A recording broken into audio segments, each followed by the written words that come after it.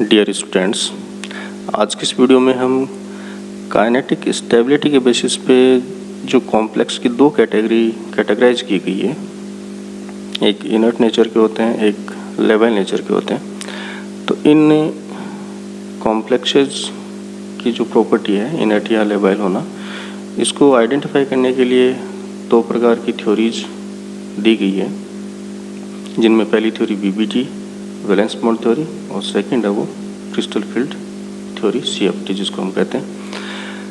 हम सबसे पहले बात करेंगे वीबीटी थ्योरी की, और जनरली हम यहाँ पर जो डिस्कस करेंगे वो ऑक्टाहेड्रल कॉम्प्लेक्सेस के रेस्पेक्ट में हम बात करेंगे। तो वीबीटी के अकॉर्डिंग जो ऑक्टाहेड्रल कॉम्प्लेक्सेस जो फॉर्म होते हैं वो दो प्रकार के होते हैं, और ये डिपेंड करता है कि जो हाइब्रिडाइजेशन में डी ऑर्बिटल पार्टिसिपेट करते हैं, ये डी ऑर्बिटल इनर के होते हैं या आउटर साइडर होते हैं। तो जब आउटसाइडर डी ऑर्बिटल पार्टिसिपेट करते हैं तो इस प्रकार के कॉम्प्लेक्सेस को हम आउटर ऑर्बिटल कॉम्प्लेक्स और साथ में हम इसको हाई स्पिन कॉम्प्लेक्स भी कहते हैं। और यहाँ पर जो हाइब्रिडाइजेशन पाया जाएगा वो होगा sp3d2। और इस प्रकार के कॉम्प्लेक्सेस के फॉर्मेशन में जो लिगेंड फील्ड क्रिएट होता है लिगेंड्स के द्वारा, वो वीक नेचर का होता है। सेकंड जो टाइप है उसमें इनर डी ऑर्बिटल हाइब्रिडाइजेशन में पार्टिसिपेट करते हैं, और इन्हें हम कहते हैं इनर ऑर्बिटल कॉम्प्लेक्स या लो स्पिन कॉम्प्लेक्स भी कहते हैं। और इस प्रकार के कॉम्प्लेक्सेस के फॉर्मेशन में स्ट्रॉन्ग लिगेंड फील्ड जनरेट या क्रिएट किया जाता है। फर्दर हम बात करें कि जो हाइब्रिड ऑर्बिटल्स हैं sp3d2 या d2sp3, तो यहाँ पर जब लिगेंड्स के द्वारा बॉन्ड फॉर्मेशन होता है और इस प्रोसेस में लिगेंड अपने lone pair of electron donate करता है वैकेंट ऑर्बिटल में, वैकेंट हाइब्रिड ऑर्बिटल में, तो ये यहाँ पर जो बॉन्ड फॉर्मेशन होता है, इस बॉन्ड की स्ट्रेंथ डिपेंड करती है कि जो वैकेंट ऑर्बिटल है वो किस प्रकार के हाइब्रिडाइजेशन से फॉर्म है। यदि वो d2sp3 हाइब्रिड ऑर्बिटल है तो बॉन्ड की स्ट्रेंथ है वो अधिक होती है, और यदि sp3d2 हाइब्रिड ऑर्बिटल है तो उसकी जो स्ट्रेंथ होती है वो कम होती है।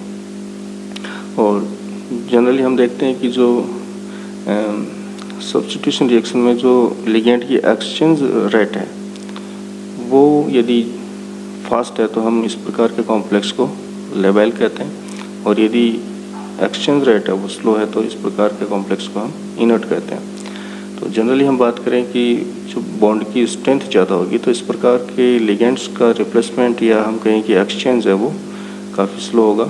तो जनरली जो इनर ऑर्बिटल कॉम्प्लेक्सेस होते हैं इनको हम अकॉर्डिंग टू वीबीटी बात कर रहे हैं तो इनको हम इनर्ट कहते हैं। और जो लेवल जो sp3d2 हाइब्रिडाइज जो कॉम्प्लेक्स होते हैं जिनको हम आउटर ऑर्बिटल कॉम्प्लेक्स के नाम से जानते हैं, ये कॉम्प्लेक्सेस लेवल नेचर के होते हैं, क्योंकि जो मेटल और लिगेंड के बीच में जो बॉन्ड फॉर्म हुआ है इसकी स्ट्रेंथ कम होती है और ये इजीली एक्सचेंज हो जाता है।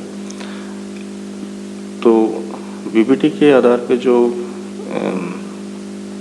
बताया गया, जो इन्फॉर्मेशन दी जाती है किस प्रकार के कॉम्प्लेक्स लेवल होंगे और इस प्रकार के इनर्ट होते हैं, तो ये जो इन्फॉर्मेशन है ये काफ़ी इनसफिशिएंट है, क्योंकि बहुत से जो कॉम्प्लेक्सेस हैं वो इस प्रकार के रूल्स को फॉलो नहीं करते। जनरली हम बात करें कि हम कहते हैं कि जो आउटर ऑर्बिटल कॉम्प्लेक्सेस होते हैं वो सारे के सारे लेवल नेचर के होते हैं, लेकिन कुछ इस प्रकार के कॉन्फ़िगरेशन है जैसे d3 है, d8 है, तो ये कॉम्प्लेक्स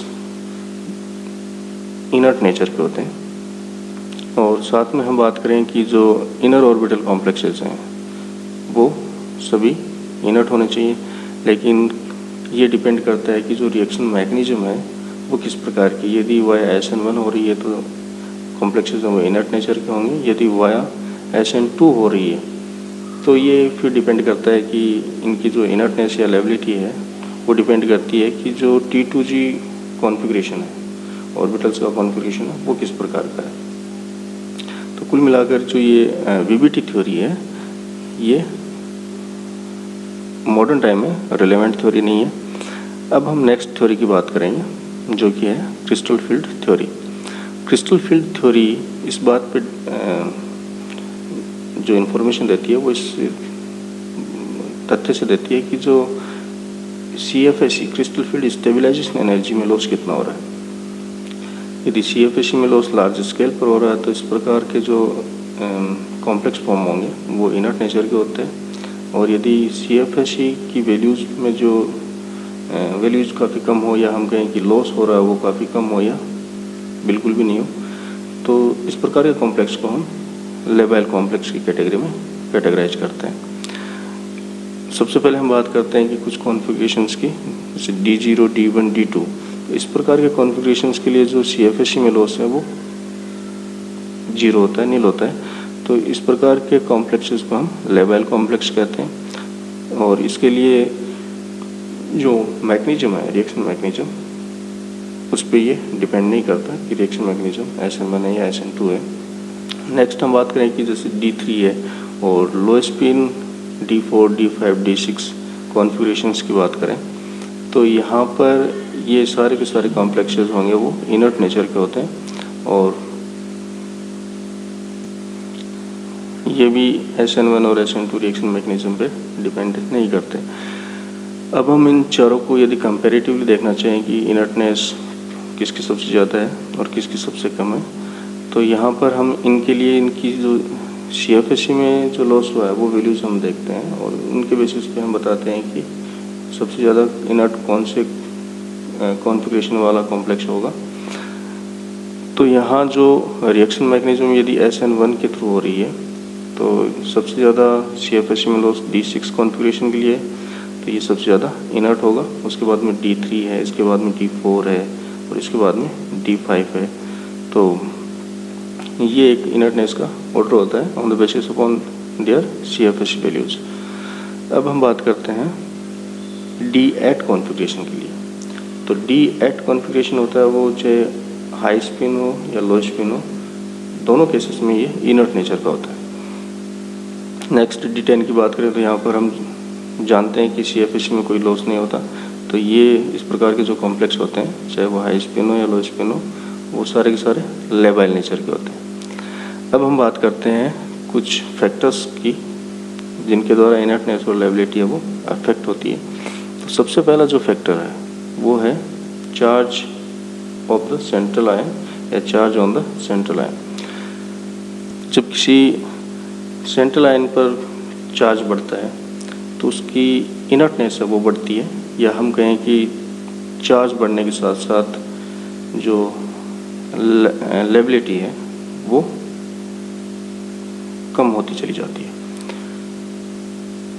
फॉर एग्जांपल हम बात करें कि आइसो इलेक्ट्रॉनिक कॉम्प्लेक्सेस हैं 4, और यहाँ पर हम देखें तो जो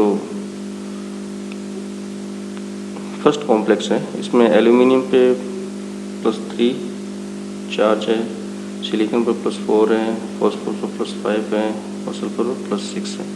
तो इनका जब हम लेबिलिटी ऑर्डर देखते हैं तो सबसे ज़्यादा लेबाइल वो कॉम्प्लेक्स होगा जिसके सेंट्रल आयन पर चार्ज है वो सबसे कम है। तो इनका ऑर्डर सबसे पहले दिस कॉम्प्लेक्स, उसके बाद में सिलिकॉन का कॉम्प्लेक्स, उसके बाद में फॉस्फोरस का कॉम्प्लेक्स, इसके बाद में सल्फर का कॉम्प्लेक्स, ये इनका लेबिलिटी का एक ऑर्डर होता है। नेक्स्ट हम बात करें कि जो लेबिलिटी कहते हैं या rate of the water exchange कह दें, तो यहाँ पर ये डिफरेंट टाइप के जो कॉम्प्लेक्सेस हैं, एक्विटेड कॉम्प्लेक्स हैं सोडियम, मैग्नीशियम और एल्यूमिनियम के। तो इनके कैटायन पे जब हम चार्ज देखते हैं तो सोडियम के केस में +1 है, मैग्नीशियम के केस में +2 है और एल्यूमिनियम के केस में +3 है। तो जहाँ सबसे कम चार्ज होगा उसकी एक्सचेंज रेट भी फास्ट होगी और उसकी लेबिलिटी भी ज़्यादा होगी। तो यहाँ पर जो लेबिलिटी कहें या रेट ऑफ वाटर एक्सचेंज की जो ऑर्डर की बात करें तो इनका ऑर्डर ये होगा, सबसे ज़्यादा जो लेबाइल होगा वो सोडियम कॉम्प्लेक्स होगा, उसके बाद मैग्नीशियम कॉम्प्लेक्स, उसके बाद में एल्यूमिनियम कॉम्प्लेक्स। नेक्स्ट हम बात करते हैं radius of the central ion. जैसे जैसे रेडियस बढ़ती है वैसे वैसे लेबिलिटी भी बढ़ती है। फॉर एग्जांपल हम बात करें, ये एक ही ग्रुप के डिफरेंट मेटल आयंस के कॉम्प्लेक्सेस हैं, जिनमें पहला मैग्नीशियम का है, दूसरा कैल्शियम का है, तीसरा स्ट्रोंशियम का है।